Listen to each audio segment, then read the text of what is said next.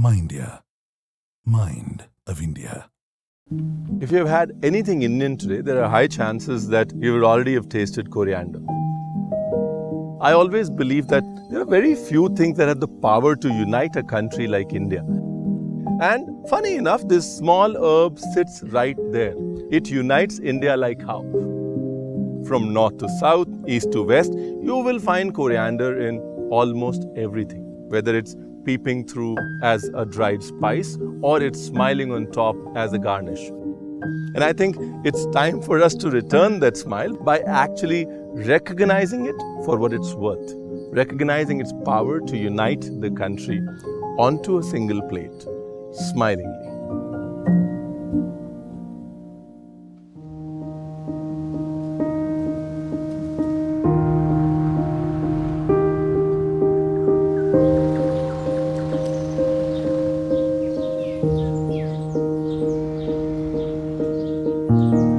You know, there's this term that we commonly use, it's called root to fruit. It's a term, it's a global term given by the West to us that we as Indian chefs extensively use.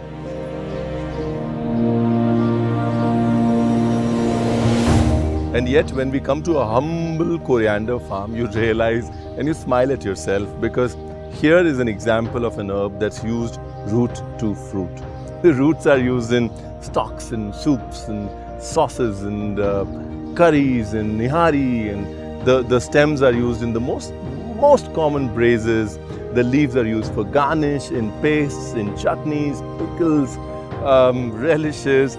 The fruits, the seeds are used extensively for most masalas. They're used to spice beer, they're used to spice beverages. And yet, just this humble plant that lies low never really gets its recognition in today's root to fruit culture. Isn't that a pity? As you travel the country, the names keep changing.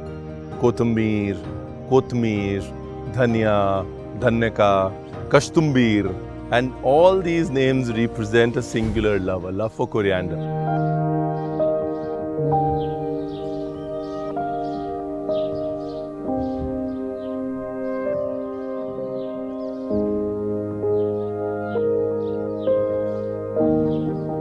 The root of these names actually is from Sanskrit. Dhaniya was the seed and Kostombir or Kostombiri were the leaves.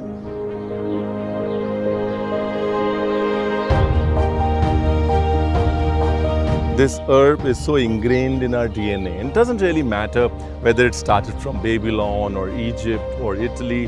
What matters is it's been with us for a really long time and it's become an essential part of our DNA. And I think our generation now needs to express its love by creating a movement to make it our own.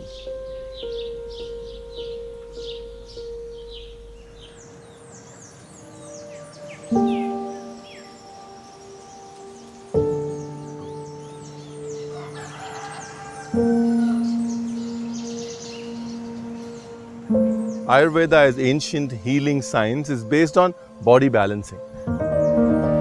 And when you talk about body balancing, the balancing is based on the central chakra, the sun of our body is the stomach. Everything else revolves around it. And coriander sits right there. They say coriander seeds, coriander leaves, coriander juice is the best body balancer because there's no better stomach healer than coriander. And I think all across different cuisines, that is one of the reasons why you never miss coriander in your food. Because it's not just food, it's also medicine.